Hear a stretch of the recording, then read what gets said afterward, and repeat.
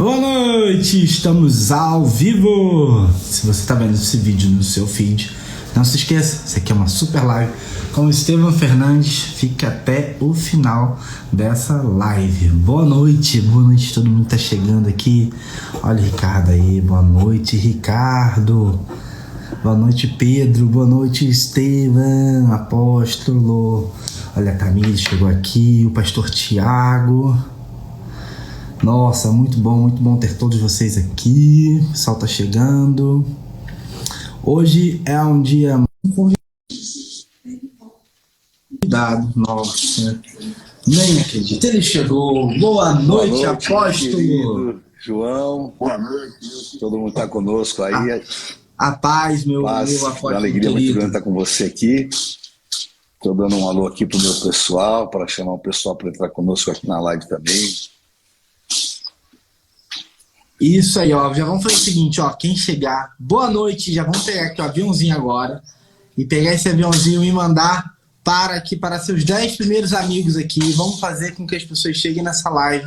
Essa aqui é uma live super especial, onde vocês vão ter o prazer de, junto comigo, conhecer mais sobre o chamado, o dia que Deus o chamou e ele ouviu. É verdade. Né, apóstolo? É a coisa mais forte que existe, porque o chamado ele muda a história da tua vida. E todos nós temos esse dia, todos nós temos esse momento de Deus. Muito obrigado primeiro, apóstolo, por você ter aceito esse convite, tá? Quero te agradecer.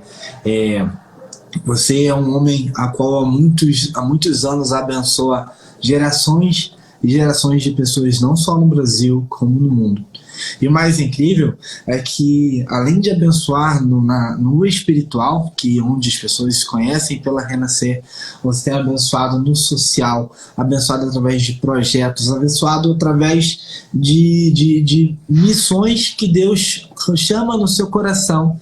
E hoje todos conhecem o apóstolo Estevão, né? Todos conhecem, são mais de 420 igrejas, se eu não me engano, tô certo? São mais de 420 igrejas da Renascer pelo mundo inteiro. E tudo isso sempre vai começar com um desejo, sempre vai começar com uma direção. E essa é a direção que eu acredito que quando todos nós ouvimos, nós vamos diante daquilo que Deus já viu como um destino pra gente, porque Ele é aquele que conhece o nosso destino, Ele é aquele que já viu o final da história. Então, hoje, apóstolo, quero agradecer e com muita curiosidade, como um aprendiz que senta, sabe? Como que senta ao lado do mestre no chão para ouvir as palavras. Vou estar aqui ouvindo suas palavras e compartilhando com todos que estão aqui ao vivo. Mais sobre o seu chamado. Eu quero agradecer bastante você pela oportunidade e por nós estarmos juntos aqui. E esse tema, para mim, ele é muito, muito forte, porque tudo na nossa vida tem uma eleição. E Jesus falou que não fomos nós que escolhemos a Ele, mas Ele escolheu a nós. E quando nós somos escolhidos por Ele, claro que existe um plano divino a ser executado em nossas vidas. E isso realmente é muito, muito forte. E comigo foi de uma maneira muito, muito especial, porque desde adolescente eu tinha um desejo muito grande, assim, uma busca interior em relação às coisas espirituais, e fui buscando, né, de várias formas, de várias maneiras, até dentro de um conceito mais religioso, porque era o que eu imaginava, até que um dia eu descobri uma verdade muito, muito forte. E essa verdade foi aquilo que realmente fez com que eu pudesse ter literalmente uma conversão, que eu convergisse a minha vida 100% para o espiritual. E a partir de então, claro, a minha vida passa a ser guiada por minha opção, né, daquilo que é exercer o livre-arbítrio, entregando nas mãos dele para que ele pudesse me guiar. Num primeiro momento, claro, sem a consciência plena do que seria tudo que ele tinha para a minha vida. Isso é muito importante você falar. Nossa, isso é muito importante você falar. Esse primeiro momento, porque as pessoas acham que elas vão estar completas e prontas para poder ir na direção do chamado. mas pela minha experiência, por tudo que eu estudo, toda vez que você é chamado, você ainda não está pronto.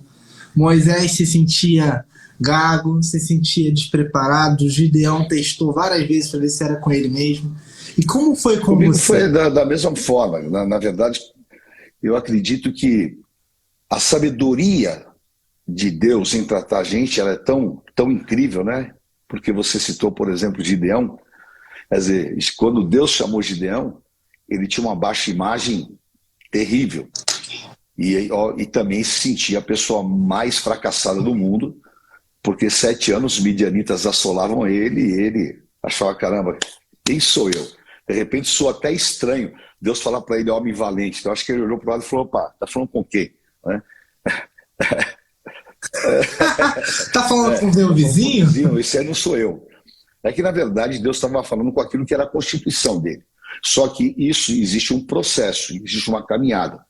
Comigo foi assim. Eu parti de uma experiência muito forte, uma experiência que ela foi muito, muito marcante na minha vida, porque o meu pai era tipo um espanholão assim de quase 2 metros de altura, e ele era totalmente avesso às coisas espirituais, nem catolicismo, nem nada. E embora minha família fosse extremamente católica, ele era completamente avesso. Até que um dia, o meu pai, ele teve um encontro com Cristo, ele passou a ir à igreja.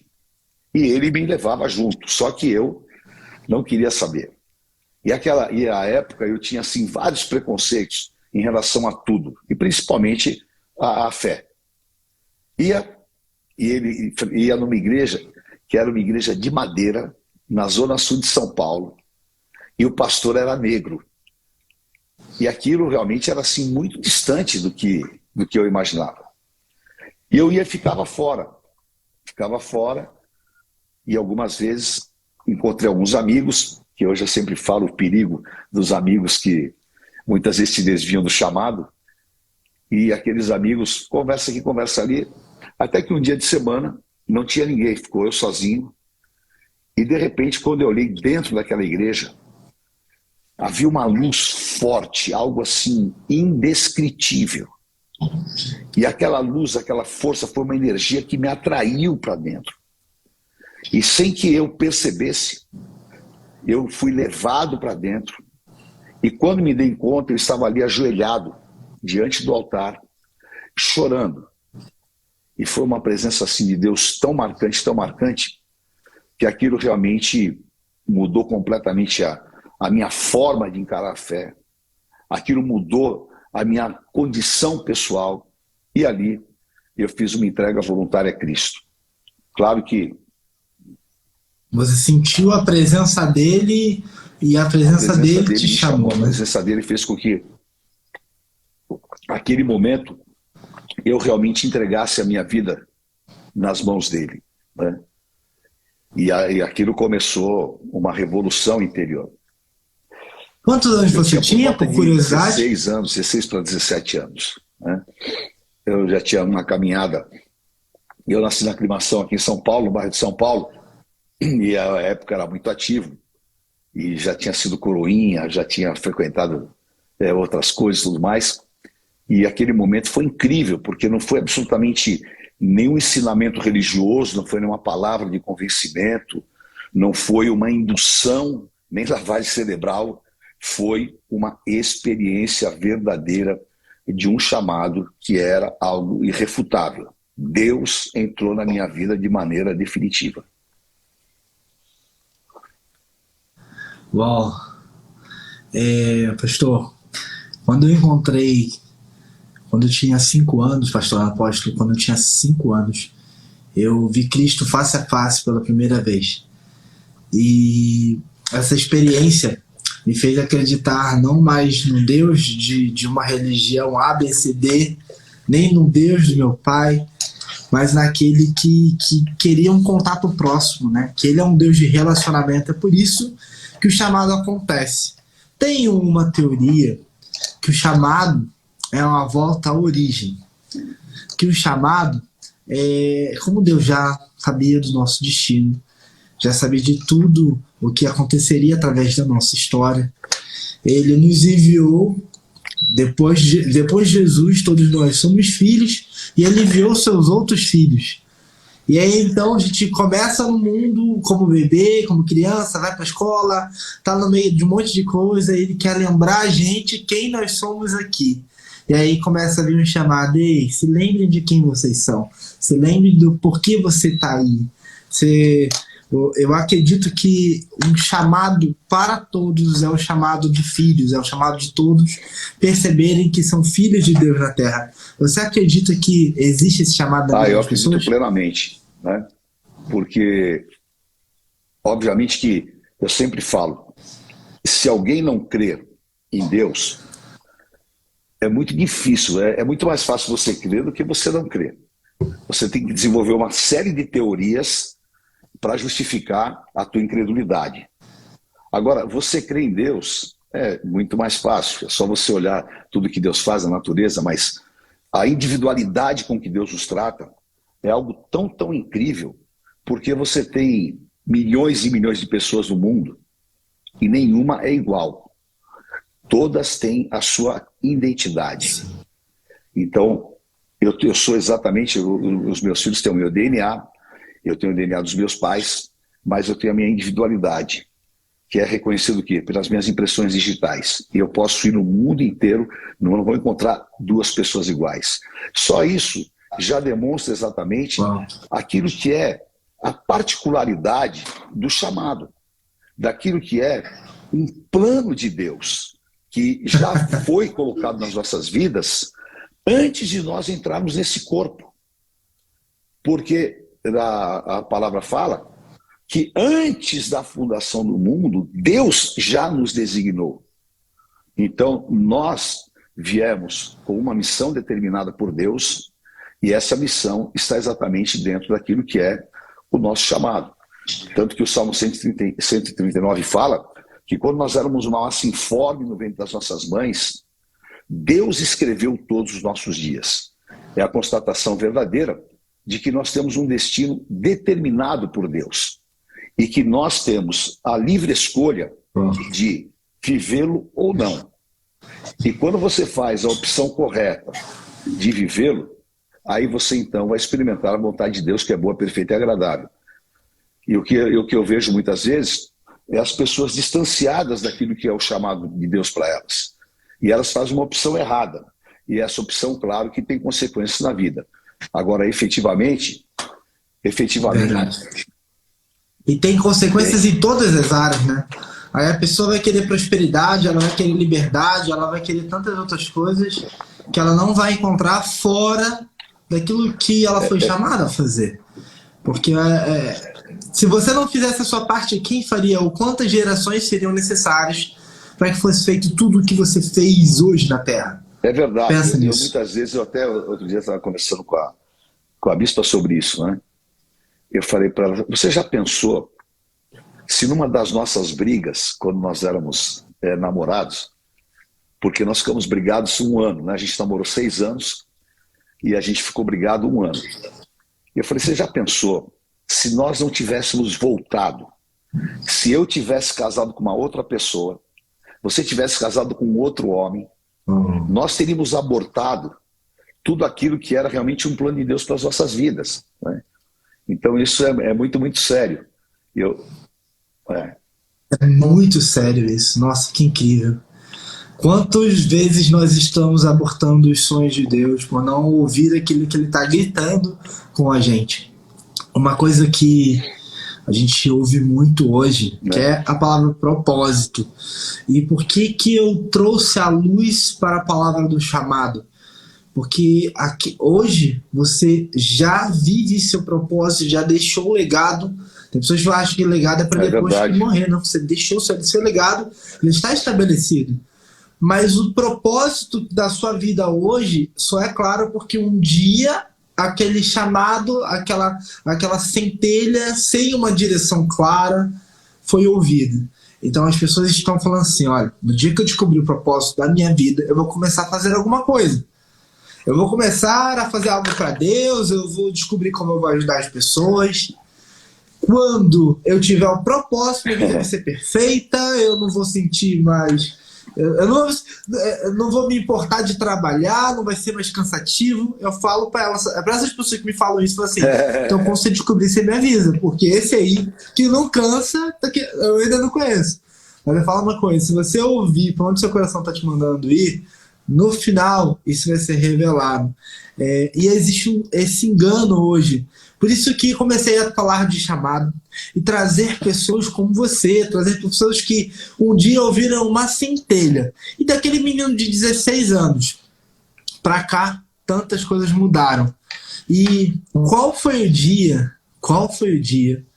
que o chamado apostolar chegou ao seu coração? Apostólico.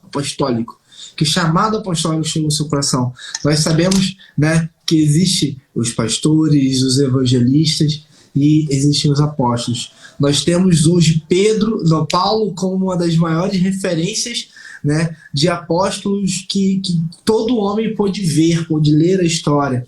E hoje o que acontece é que depois que a Bíblia foi fechada, a história não acabou. E é necessário homens e mulheres se levantarem, e você se levantou. Mas como foi esse chamado? Na verdade, sempre ardeu dentro de mim uma chama, que era uma chama do evangelismo, de alcançar as pessoas, de buscar as vidas. E eu sempre entendi que isso deveria ser feito de todas as formas, de todas as maneiras. E como você falou, eu acredito que o propósito você só encontra vivendo. Você não vai encontrar de maneira nenhuma de braços cruzados. Tá? Então, você passa, você enfrenta, aí então Deus te revela o propósito. E você, obviamente, vai em frente dentro daquilo que é o seu entendimento e compreensão. E eu fui tocando a minha vida, né? Tocando a minha vida com esse sentimento de desejar buscar as pessoas e tudo mais, sem nunca nutrir assim o desejo de ser pastor ou então de ter uma igreja, né? Na verdade, você só estava apaixonado por almas e queria o máximo Cristo, apaixonado por almas e desejando fazer isso. Bom, inclusive, falando nisso, você inovou em tudo o que você fez. A gente está falando de que há 30 anos atrás você já fazia cultos com rock, com uma música diferenciada, trazia pessoas que eram excluídas de diversos lugares para falar de Deus. É verdade, Deus nos permitiu fazer uma revolução, e eu fiz aquela música Revolução.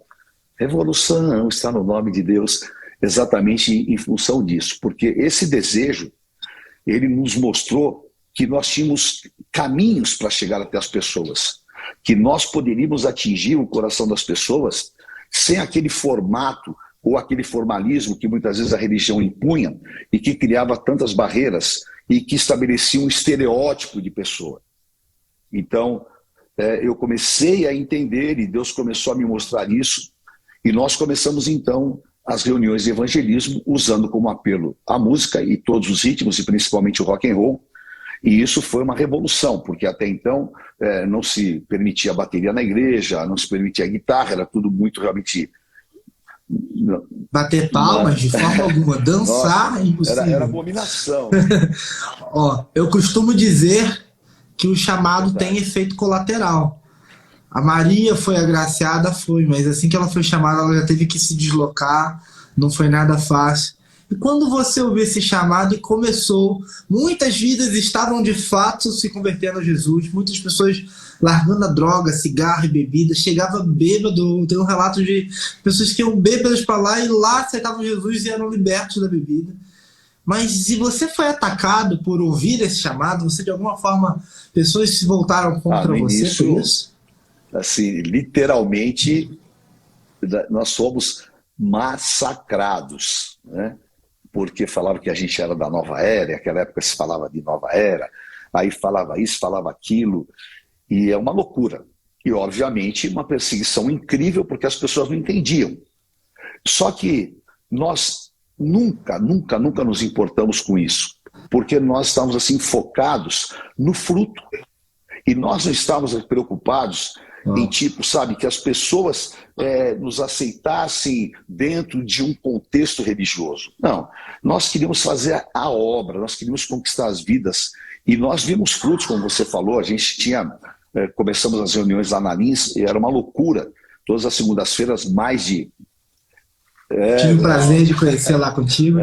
Então, vinha gente do Brasil inteiro, foi uma revolução. Nós tínhamos lá todas as semanas, até aconteceu um fato que eu estava contando outro dia, porque num determinado momento, ali do chamamento, a unção era muito grande, a gente fazia o corredor da morte, era moçada, era muito jovem, meu Deus do céu. É uma coisa assim que está na memória da gente, que não sai, muito forte. E os jovens chegavam ali espontaneamente, eles jogavam ali no altar, jogavam maconha, cocaína, era uma loucura, né? E no final, nós reuníamos todas as pessoas e aqueles que estavam conosco, e a gente ia num quintal e punha fogo em tudo, orava e punha fogo em tudo, né? E aí, num determinado jornal, saiu uma matéria que nós pegávamos aquela droga e que a gente depois vendia aquela droga, né? Então, foi realmente assim a primeira...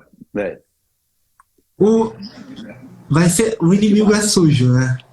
Isso para mim serve de uma grande lição para todos os que estão ouvindo a gente agora, tanto aqui ao vivo, depois se quiser virar um podcast, vai pro YouTube. Por quê? Porque às vezes a gente fala assim, Deus, mas quanta injustiça, você me escolheu, eu comecei a fazer aquilo que você pediu para eu fazer, e eu comecei a fazer porque você me pediu, e as pessoas começaram a se converter, e começou a dar certo, mas agora eu estou sendo atacado de todos os lados. E aí, assim como Moisés se voltou às vezes para Deus, fala assim, mas por que eu não pedi isso? E você se volta porque você não entende que o chamado ele vem também com afrontas, ele vem com testes, e são esses testes que vão forjar você para tudo que vai acontecer depois, né? É muito incrível isso que você falou, porque a gente tem uns exemplos claros, né, na Bíblia. A gente tem, por exemplo, José do Egito, né? A caminhada dele foi uma caminhada de muita incompreensão, muita perseguição e injustiça, né? Justiça pela sua condição de servo de Deus. Injustiça. As pessoas não conseguem se sentir injustiçados, né? Hoje, né? E, na verdade, por incrível que pareça, tá? Quando você tem dentro do teu coração convicções, e essas convicções, elas são muito mais fortes do que qualquer outra coisa, porque elas te conectam 100% com esse centro de vida, com o poder de Deus. Então isso realmente, a gente acaba entendendo, eu sempre falo que muita gente não entende quando Paulo fala que eu sinto prazer nas minhas lutas, que eu sinto prazer nas minhas perseguições. Tudo isso por amor a Cristo, porque nós estamos sendo aperfeiçoados. E todas as guerras e lutas, elas nos trazem um aperfeiçoamento. E esse período, eu sou grato a Deus, porque, lógico que eu não era maduro como eu sou agora, né? E só é maduro hoje por conta de tudo que aconteceu antes. Né? Porque Deus vai trabalhando para que você amadureça durante a tua caminhada. Que essas experiências, elas vão fazendo com que você tenha marcas, né? Que nem Paulo fala aos Gálatas, que ninguém me perturbe, né? Eu sempre falo numa linguagem bem popular, acho que Paulo falou assim, ninguém me enche o saco, porque eu trago no meu corpo as marcas do Evangelho de Cristo. Porque nós somos marcados durante a caminhada. E essa foi uma tremenda... Você falou só para adicionar, você falou da maturidade, e eu comecei a perceber um padrão de 7 fases. Primeiro a gente está na inércia, depois da inércia nós ouvimos um chamado, em algum momento nós ouvimos um chamado, aí tem aqueles que vão e não vão, param aqui, aqueles que vão para a jornada, por exemplo, Deus chamou Abraão foi para a jornada. Na jornada nós erramos, na jornada nós cometemos erros, e a gente só sai da fase da jornada para a 4ª fase, que é a maturidade, quando a gente não erra nos mesmos erros. Quando as oportunidades são cíclicas, e você fala, não, isso aqui eu já errei, isso aqui eu não erro mais. Quando Abraão vira para Ló e fala assim, já sabia que não era para você andar comigo, você ainda tá aqui. Faz o seguinte, vai para a direita, vai para a esquerda, se você for para o Instagram, vai para o Facebook, você escolhe para onde você vai, cada um vai para o seu lugar. E aí ele passa da fase, agora ele está em maturidade. É por isso que só em maturidade ele recebe a promessa de ser pai de uma grande multidão. Não vem promessa antes de maturidade. Depois tem mais outras fases, mas só porque você falou de maturidade, a maturidade nunca vai vir sem você ouvir o chamado, ir para a jornada, errar e aprender a não errar nos mesmos erros. Isso é, assim, constatação de vida, não teoria. O que você acaba de falar é uma constatação de vida daquilo que nós vivemos e passamos. Então, nesse período, a igreja começou a acontecer, né? Começou a acontecer de maneira assim que nós não havíamos planejado, mas que Deus tinha planejado para nós. E Deus planejando é um negócio sério, né? E eu estava trabalhando na Xerox do Brasil ainda, né? Da Xerox eu fui para a Itautec, e na Itautec eu estava desenvolvendo uma joint venture com a Canon, e começou a me absorver bastante. Até que, num determinado momento, eu fui chamado na holding, que é a Itaúsa, e eles me falaram, nós tínhamos um escritório no Japão, em Tóquio, e eles me falaram, olha, agora você vai ter que intensificar o teu trabalho, você vai ter que fazer uma ponte aérea, e vai ficar mais tempo no Japão e tal, e fizeram toda aquela proposta que iria me dar muitas oportunidades e que me daria maiores ganhos também. E profissionalmente eu era super jovem e era um executivo que, graças a Deus, estava saindo tudo quanto é jornal, a minha vida profissional estava decolando. E quando ele começou a falar aquilo, no meu coração começou a entrar-se uma tristeza, porque imediatamente eu falei, meu Deus, eu vou ter que abrir mão de tudo que eu estou fazendo. Vou ter que abrir mão da obra, vou ter que abrir mão das pessoas. Então eu entrei em uma zona de conflito que foi realmente assim muito difícil, muito difícil. Uau! Né? Porque eu falei que eram 7 fases, né? Sabe qual é a fase depois da maturidade? Teste. Teste. É verdade. E foi realmente um teste, porque no raciocínio humano eu tinha muitas coisas a perder, né? Eu tinha 2 filhos pequenos, eu estava numa carreira ascendente, eu tinha muitas oportunidades, porque assim a gente tinha uma gama de negócios a serem feitos. Eu estava dirigindo a construção de uma fábrica em Manaus, então era muita coisa mesmo, né? E aquilo começou a trabalhar no meu coração assim, mas olha, eu fiquei dias e dias sem conseguir dormir. Porque, é claro, tinha que avaliar tudo, e eu sabia que se eu entrasse de cabeça e desse continuidade àquilo que havia sido proposto, eu teria que abrir mão do meu chamado. Tá? E aí um dia eu contratei um palestrante, que era um professor da USP, para fazer uma palestra sobre comunicação. Eu pus todo o meu staff naquela sala e eu fiquei ouvindo, né?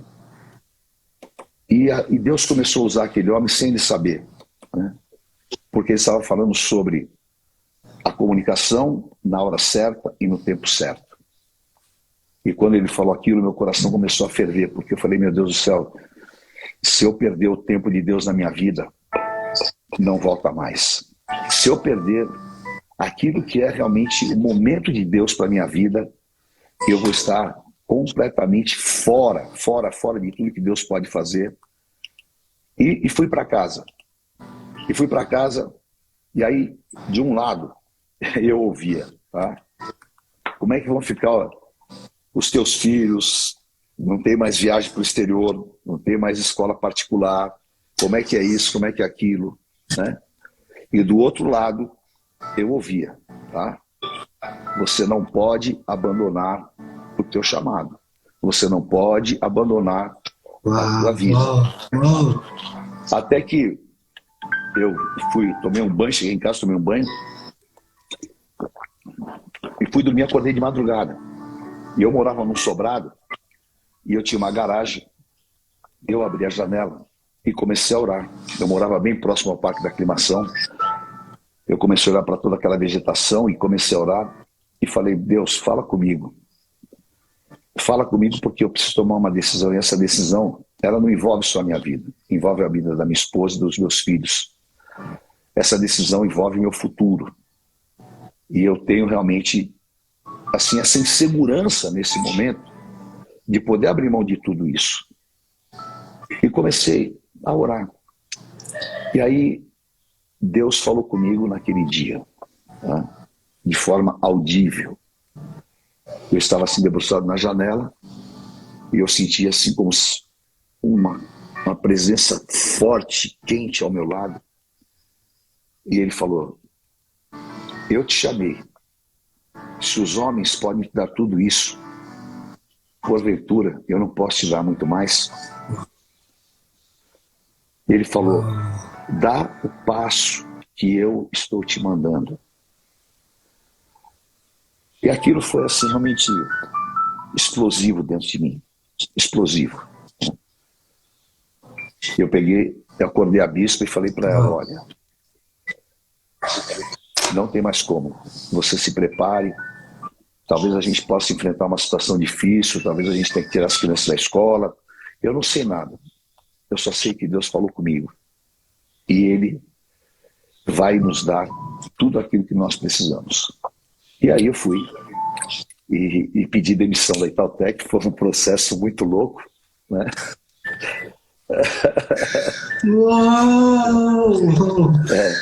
Por favor. Nossa, eu tô segurando aqui, você tá fazendo meus olhos suarem. Calma aí. É muito lindo. Deus tem me dado a oportunidade de conversar com homens e mulheres que ouviram o chamado. E Ele sempre coloca a gente entre o racional e entre a voz dele. Entre a nossa humanidade e entre a nossa dependência dele. Na nossa humanidade a gente vai encontrar aquilo que o nosso braço e o nosso suor pode nos dar. No que ele pode nos dar, a gente tem que abrir mão de todo o controle, de toda a planilha, de toda a racionalidade. Ainda mais quando você está num cargo como você estava, você tinha gastos à altura do que você estava, então não era simplesmente largar tudo, era simplesmente mudar toda a sua vida. E aí vem o cognitivo, vem o racional. Eu falo de chamado, mas eu preciso avisar para as pessoas que sempre existem vozes diferentes. Você precisa reconhecer o som da voz de Deus para distinguir para qual voz você está ouvindo. E nesse momento, o seu chamado, mais uma vez, te pedia para deixar tudo e seguir aquele que te chamou. Quantos anos você tinha nessa época? Eu tinha, acho que 28 para 29 anos. 29 anos. Você poderia imaginar com 29 anos tudo que Deus faria? O Efésios 3:20 na sua vida, você conseguiria imaginar naquela época tudo que Ele faria através de você? Nenhuma, é impossível você fazer projeções e imaginar o que Deus tem, né? Eu acho que uma das coisas mais lindas assim no relacionamento com Deus é que Ele te pede um passo de fé para que você possa passar a descobrir o que Ele tem. Então, porque seria muito fácil, né, se Deus passasse um filme na tua frente e falasse assim, ó, isso. Então seria uma decisão muito fácil. Falando, amém, valeu, Senhor, glória a Deus. Não. Mas na realidade parece que você está dando um passo no escuro. E aí você vai vivendo, Deus vai trabalhando e você vai então vendo a dimensão daquilo que era. Eu jamais poderia imaginar a dimensão do que Deus tinha para a minha vida. Jamais poderia imaginar aquilo que era a vontade de Deus em termos de pioneirismo, do que nós viríamos a fazer, do quão importante seria para a igreja brasileira aquilo que Deus estava nos usando naquele momento. de qual a extensão do ministério que Deus estava colocando nas nossas mãos, dos projetos que Deus realmente nos colocou. Então era assim, naquele momento, era tão somente dar um passo de fé. E as coisas começam... Pode parecer óbvio, mas eu tenho que fazer essa pergunta. Você tomaria a mesma decisão hoje? A mesma decisão? Sabendo, se Deus te pedisse para fazer tudo totalmente diferente agora, você largaria tudo e faria tudo totalmente diferente hoje de novo? Olha, essa pergunta é muito interessante, porque tem um trecho no livro de Jeremias, que Jeremias fala assim para Deus: Senhor, iludiste-me e iludido fiquei. Né? Então parece que tem uma fase da tua vida que você parece que age meio assim inconsciente. Né? É uma loucura isso, né? Porque tudo tem um momento certo. Porque eu era jovem, né? Então eu não tinha, por exemplo, a capacidade de avaliação que eu tenho hoje. Uau. Que resposta sábia. Maravilhoso. E você falou sobre seguir no escuro. Muitos, quando vão citar Pedro, falam que Pedro foi um homem de pouca fé porque foi pisar no mar, mas não consegue às vezes deixar um emprego, deixar uma oportunidade, deixar um vício. Mas não, vamos falar do Pedro, né? E o que eu acho mais incrível quando eu leio essa passagem é quando ele responde a Jesus: sobre as suas palavras eu vou. Então ele não pisou no mar, ele pisou sobre as palavras.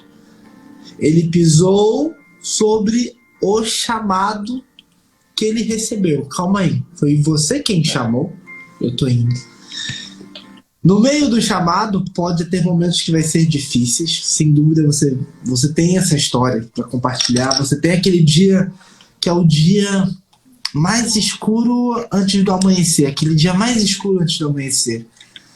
Mas depois desse dia, não existe mais nenhuma dúvida de que Deus está o tempo todo provendo com você. É verdade. Olha, a experiência de você se encontrar, porque é o seguinte, qual é hoje, e sempre foi, o grande questionamento?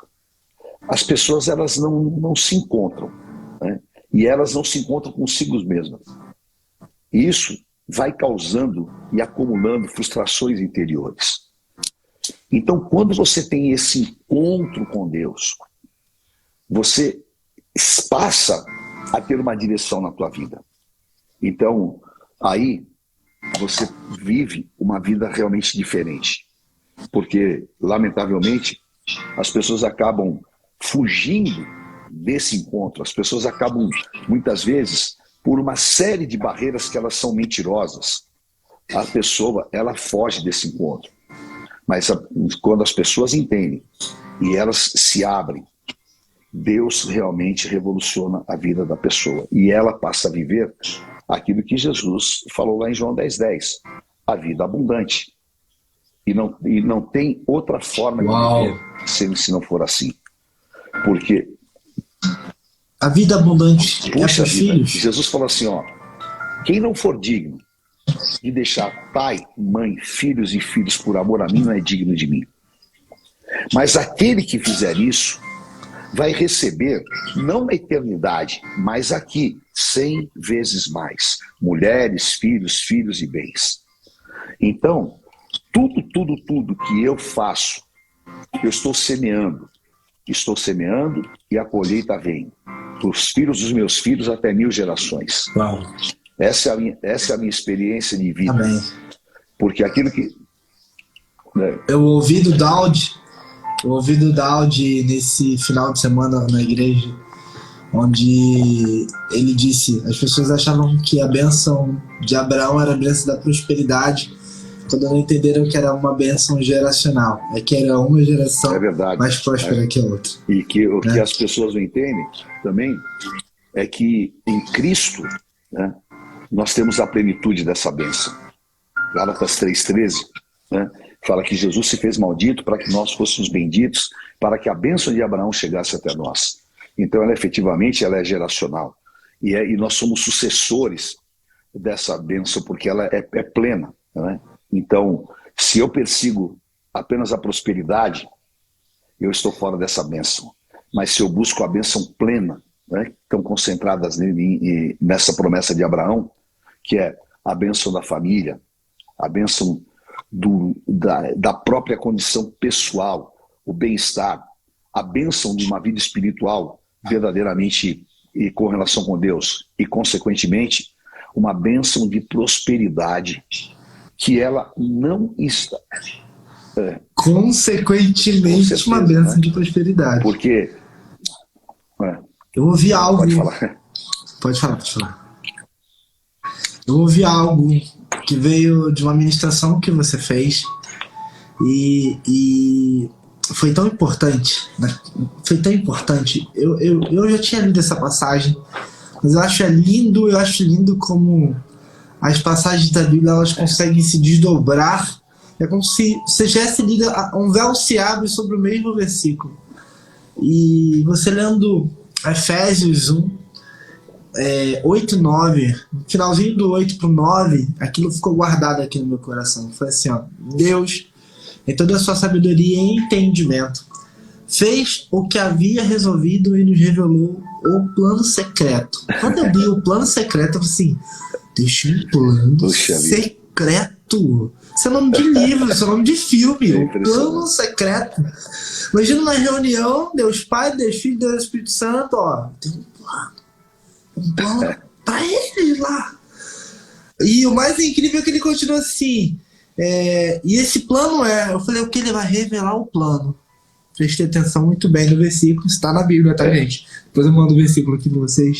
Este plano é unir no tempo certo, debaixo da autoridade de Cristo, tudo o que existe no céu e na terra.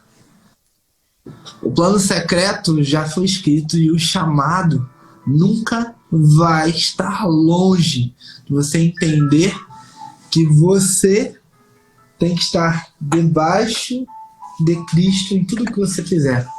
E sabe como isso impactou a minha vida? Eu vou te falar como isso impactou a minha vida.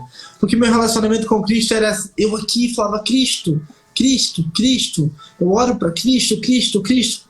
Mas o Cristo falou, você não entendeu. Não é eu aqui e você aqui.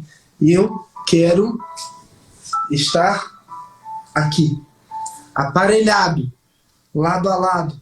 Porque quando as pessoas te verem, elas vão ter que me ver. Quando você falar, elas vão ter que me ouvir. Se você escrever, vai ser as minhas palavras. Se você fizer uma live, eu vou estar lá. E se tiver algum lugar que eu tiver que sair, que você não entre. Se eu tiver um lugar que eu tiver que sair, você não entre naquele lugar. Esse debaixo da autoridade de Cristo une tudo que existe no céu e na terra. O que é céu e terra? É reino. É reino. E ele veio para estabelecer reino. E para que o reino de Deus seja estabelecido, filhos e filhas precisam saber que a sua identidade não vai estar longe de quem te criou. A sua identidade não vai estar longe daquele que te chamou e te cobriu com a autoridade dele. O ponto é, estamos recebendo o chamado de filho? Estamos acessando aquilo que um filho pode acessar em Deus? E esse versículo, naquela pregação que você fez, foi lá em São Paulo, foi uma segunda-feira, foi maravilhoso. Aquilo impactou a minha vida e aquilo que eu tenho escrito, aquilo que eu tenho falado, esse versículo já fez uma grande diferença. Amém. É aquilo que é a profundidade da palavra, que ela entra no nosso espírito. Então, inclusive hoje à tarde, eu estava estudando sobre isso, né? Sobre exatamente os mistérios, inclusive Paulo fala, que são mistérios insondáveis, aqueles que são, vamos chamar assim, desfiliados, mas que são abertos aos filhos. E Paulo fala em Romanos 8 que nós somos filhos, herdeiros e co-herdeiros com Cristo, né? De tudo aquilo que ele conquistou.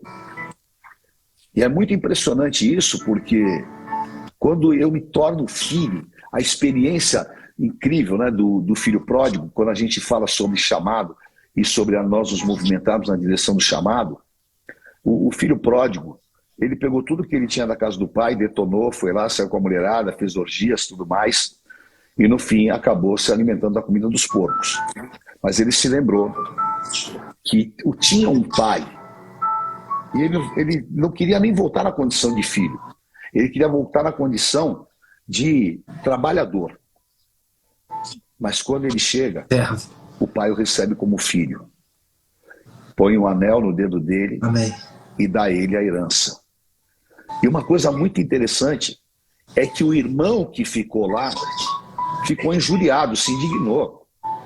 Falou, eu estou aqui, você nunca fez uma festa para mim, nunca matou um cordeiro, ele saiu e tal. E o pai falou, filho, você está aqui, tudo é teu, tudo é teu.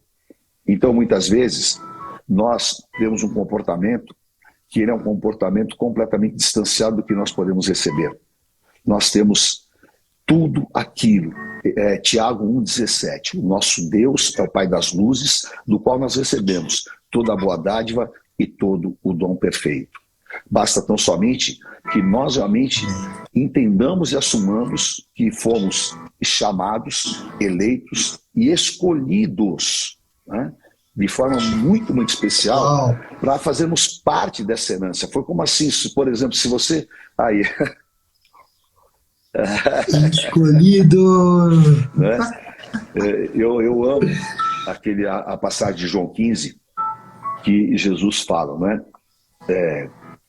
Eu vou contar um segredo para vocês, porque vocês não são meus servos, vocês são meus amigos, e o amigo fala as coisas verdadeiras para o seu amigo. Não fostes vós que escolhestes a mim, mas eu escolhi a vós e vos nomeei, para que vades, deis frutos e o vosso fruto permaneça. Então é muito incrível isso, porque é só eu falar sim que eu realmente recebo a minha porção, recebo a minha herança. Olha, esse segredo, não sei se vocês entenderam o que ele acabou de falar aqui. Mas se todos foram chamados e poucos foram escolhidos, ao mesmo tempo que Jesus disse que ele já nos escolheu, qual é a diferença daqueles que foram chamados para quem são os escolhidos? É exatamente o sim. Quando Deus chama Abraão, ele fala assim, Hineni, estou aqui, eu estou disponível. Quando Deus chama Isaías responde com a mesma palavra, Hineni, em hebraico. Estou disponível. E essa disponibilidade ok, pode me usar, pode fazer através de mim. Pode ser o que você me pedir, eu estou pronto para fazer. É verdade. Não é verdade? Apóstolo, a gente está caminhando aqui para os minutos finais da live, para esse encontro. E tenho certeza de que algumas pessoas podem querer fazer umas perguntas aqui. Eu vou liberar aqui agora, nos comentários. E você que tem a dúvida, qual é o seu chamado? Você que tem a dúvida, será que Deus me chamou para essa direção? Mas está sendo fora, não era aquilo que eu esperava, está sendo difícil, eu vou ter que deixar meu emprego, vou ter que deixar meu carro, eu vou ter que deixar algo que eu estou fazendo. Sim, você vai. Mas aquilo que você está deixando nem se compara àquilo que ele quer entregar para você. Essa é a oportunidade de você fazer agora a sua pergunta, de você perguntar algo. Pode vir aqui na perguntinha. E enquanto a pergunta está chegando, você ouviu o chamado de apóstolo depois de ter se entregue ao evangelismo. A gente deixou o melhor para o final. E é legal isso porque eu estudo muito sobre os dons, toda a teoria do meu trabalho é base dos dons ministeriais, redentivos e espirituais. Quando eu falo para todo mundo que nós temos poderes, esses poderes são só os dons, é só um nome para a gente poder levar a mensagem mais longe. E o chamado apostolar é um dom ministerial. E ele vem depois de uma evolução. Você primeiro foi ser evangelista, foi viver. E qual foi o dia? Qual foi o dia que você falou assim, existe algo a mais e eu vou te levar para águas mais profundas, eu vou te levar para um lugar que da onde você veio você não imaginava, mas eu tenho um outro nível para você. Me conta sobre esse dia. Conte para mim, não, conte para todos nós, que é uma curiosidade muito maravilhosa para todos que precisam ouvir, que não foi do dia para a noite, que existe um processo, né? Eu sempre fui uma pessoa assim que, por natureza, sempre fui questionador, sempre procurei buscar entender as coisas e nunca me coloquei num quadrado. Eu sempre abri a minha mente assim para as coisas maiores. E eu comecei a ver algumas coisas, por exemplo, Efésios 5:11, não é? Paulo fala que Deus escolheu uns para profetas, para evangelistas, para mestres, para pastores e para apóstolos. E ele escreveu primeiramente apóstolos. E essa palavra começou a arder muito forte no meu coração, porque você sabe que eu fui o primeiro apóstolo do Brasil. E essa palavra começou a arder muito forte no meu coração. E nós estávamos num retiro, num acampamento, e o Bispo G é uma pessoa assim, muito, muito especial para mim, porque ele é confidente, ela é a pessoa que eu compartilho muitas coisas, e é um irmão, amigo fiel de anos e anos e anos. E o Bispo G, eu estava compartilhando isso com ele. E nós estávamos no retiro, e tinha um incômodo, assim, sabe quando parece que dentro de você tem algo mais, tem algo mais? Aquilo, meu Deus, o que tem além disso? E aí eu subi e fui orar. Era assim à noite. Eu fui orar e falei: o que o Senhor tem mais para a minha vida? O que o Senhor tem mais para a minha vida? E aí o Espírito Santo falou no meu coração: há uma revelação que a igreja precisa. A igreja precisa do apostolado. Uau. E aquilo assim, sabe, me desmontou, porque eu passei a entender o que era. E aí, estudando, depois eu compartilhei isso com o Bispo G e falei para ele: olha, nós recebemos um legado apostólico. Primeiro, os apóstolos de Jerusalém. Depois, Paulo, que foi o apóstolo dos gentios. E a história da igreja, ela passa pelos pais apostólicos que saíram desse mover e levaram o evangelho para a Europa, para outros lugares, e eram chamados pais apostólicos. Porém, houve uma ruptura quando se instaurou Roma, porque se tirou o apostolado da igreja e se nominou apenas o Papa como apóstolo de Roma.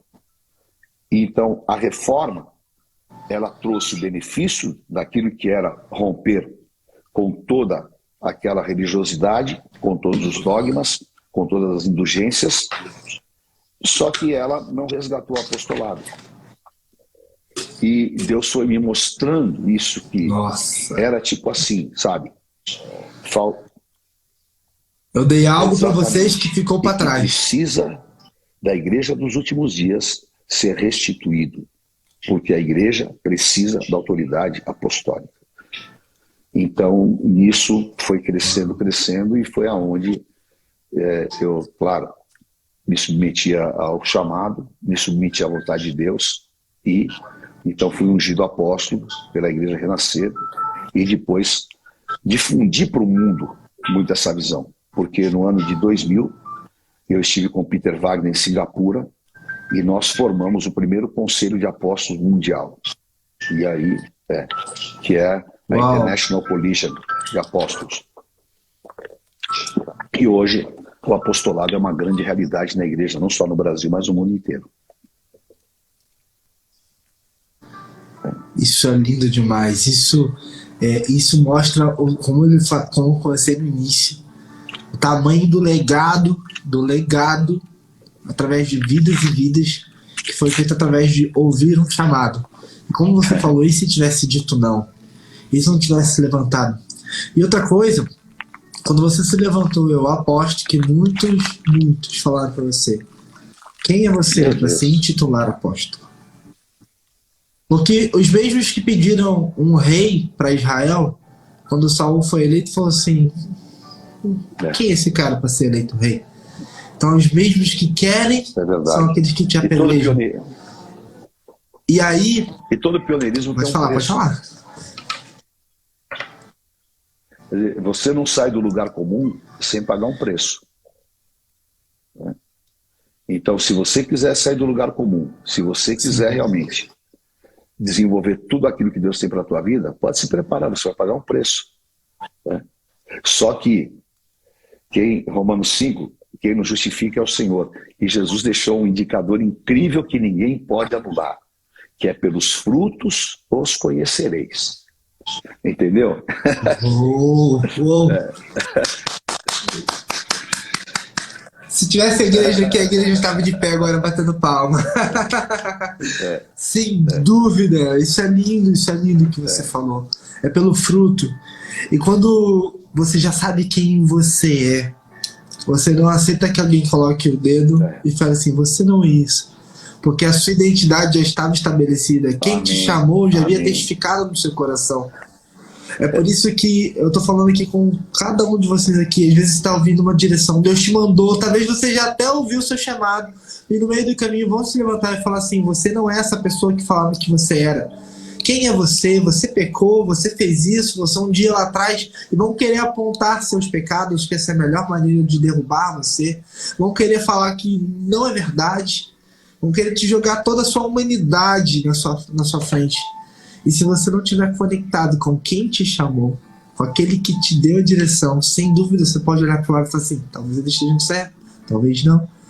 Mas para que você saiba que quando você ouve vai até o fim, olhe os frutos. Quantas vidas. Só de trabalho social hoje, que é um chamado forte através da Renascer, quantas vidas hoje são? Quantas mil cestas básicas todo Todos mês os meses são após? mais de 20 mil cestas básicas. 20 mil cestas básicas. Tem um trabalho social na África, um trabalho de centro de recuperação aqui, certo? 4 escolas na África, né, onde nós damos ensino integral, toda a estrutura para as crianças, com roupa, com tudo, e alimentação. Nós temos também, no Brasil inteiro, em todas as comunidades, nós temos trabalhos. Lá em Petrópolis, onde aconteceu essa tragédia, uma coisa muito interessante, né? Nós atendemos 2 comunidades que foi na zona do deslizamento lá de terra, e das comunidades que nós atendemos não houve um óbito. Muito interessante, assim, uma coisa de Deus mesmo. Nós atendemos proteção, nós atendemos essas comunidades. Nós temos um trabalho muito, muito grande na maior favela do país, que é o Heliópolis. Nós temos um super centro onde nós atendemos mais de 300 crianças com tudo. Já temos lá crianças que entraram na nossa escola, no nosso centro, e hoje são universitários. Hoje, só para você ter uma ideia, o menino entrou, aprendeu inglês, saiu, se formou, abriu uma escola de inglês e hoje ele dá aula de inglês para as nossas crianças. Então são histórias de vidas incríveis, né? Uau. Nós temos tudo volta. Tudo nós volta, temos né? esse centro, que é o Centro Assistencial Bispo de Hernandes. Nós temos aí em Santana de Parnaíba um centro de recuperação, que é uma área construída de 3 mil metros quadrados. Todo o nosso trabalho ele é 100% voluntário. Nós temos um outro trabalho fantástico que se chama GALF, que é o Grupo de Apoio a Usuários e Dependentes Químicos, que nós trabalhamos com os dependentes químicos. E nós temos também o Expresso da Solidariedade, que todas as noites sai nos bolsões de pobreza no centro de São Paulo, levando a sopa, levando o alimento, levando roupas. Então é um trabalho assim social intenso, porque esse é o verdadeiro evangelho, né? Um dia eu lhe disse o quanto isso impactou, né? Eu lhe disse que isso me fez buscar a Renascer como casa. Um dia eu li Mateus 25, há muitos anos atrás. E depois desse dia, a minha visão assim foi transformada nesse sentido, né? Porque Jesus falou: quando você fizer para um desses pequeninos, nós estamos fazendo para ele, né? Então, às vezes você nem sabe, mas Jesus está ali e você está fazendo para ele. Então nós temos essa vocação e lá nas reuniões de segunda-feira que você foi, a entrada era 1 quilo de alimento não perecível. Então nós nunca fizemos shows bilhetados, nós sempre fizemos com entrada com 1 quilo de alimento. Sempre com essa visão, né, de nós levarmos para o necessitado o amor, a esperança e, sobretudo, como o Tiago fala, que não dá para você pregar para o cara e o cara está de estômago vazio. Né? Então, é muito importante porque a fé sem obras é morta. E olha, gente, eu conheci boa parte do trabalho deles. Mais incrível é que quando você vai ver o centro de reabilitação, é tudo novo, é tudo lindo, é tudo perfeito.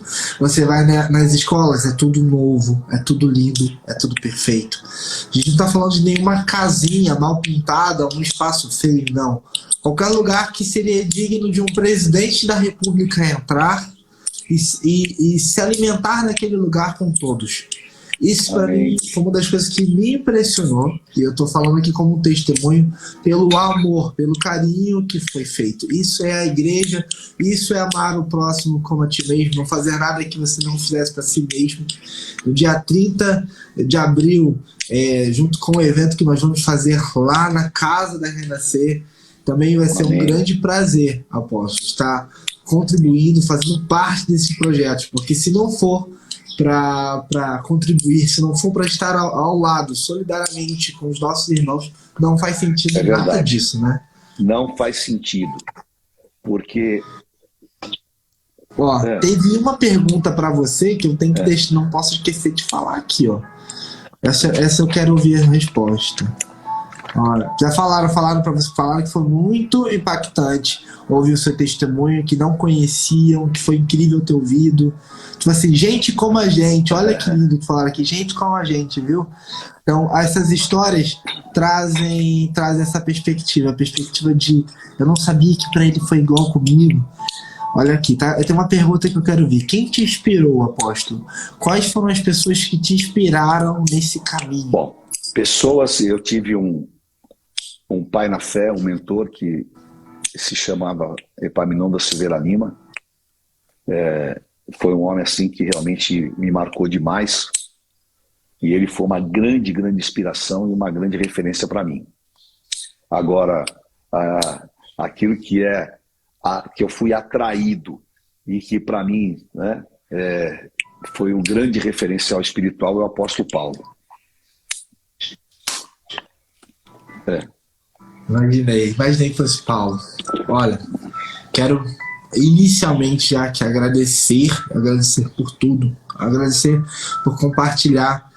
Desde o dia que te encontrei, você sabe que o quanto eu faço questão de honrar a sua vida, de falar que há muita sabedoria em você e como eu aprendi, Davi falando para Salomão, busca sabedoria sobre todas as coisas, pague todo ouro, toda prata.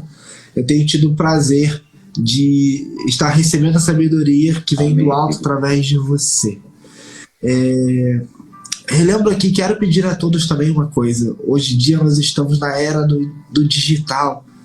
Então nós somos digital, nós temos uma igreja digital, nós vivemos 100% digital, mas quero falar para vocês que é muito importante ter uma cobertura espiritual de quem está andando aliançado com Deus.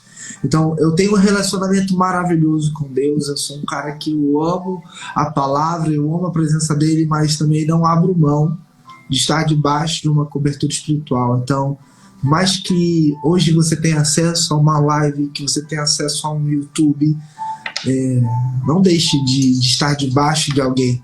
Quando eu estava com o pastor Cláudio Duarte, sabe qual foi a primeira pergunta que ele me fez para saber se participaria ou não do evento? Você está debaixo de que igreja? Amém. Você está debaixo de que igreja? Qual é o pastor? Quem está acima de você? Amém. Quem está te cobrindo? E havia uma sabedoria naquela pergunta, porque ele queria saber se ali eu estava sendo uma ovelha, se eu estava debaixo de alguém que estava cuidando de mim espiritualmente, ou se havia uma rebeldia, se havia, não, eu não preciso, Deus me basta. Então,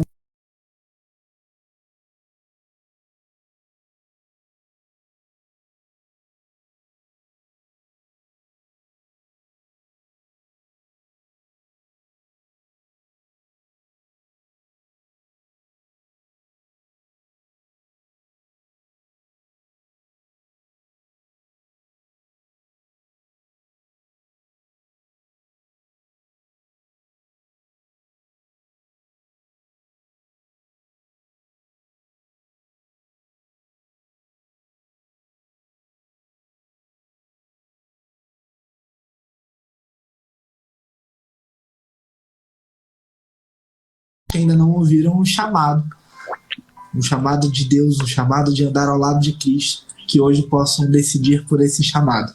Você poderia fazer essa oração? Senhor Deus, muito obrigado por esse tempo aqui na tua presença. Jesus, andar contigo é tão maravilhoso. Ouvir a tua voz, saber que somos dependentes de ti. Toca em cada coração.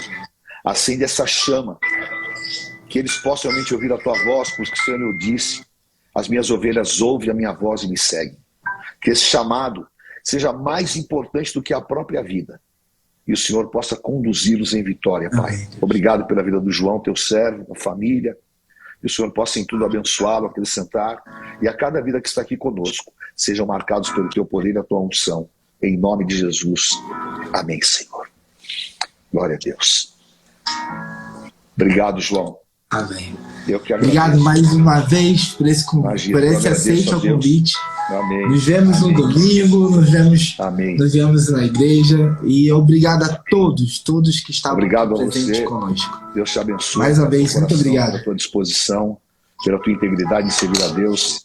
E assim, eu sempre falo que eu sou apaixonado pelos corações apaixonados por Cristo. E o teu é um coração apaixonado por Cristo. Obrigado, querido. Amém. Deus abençoe. Obrigado mais uma vez. Tchau.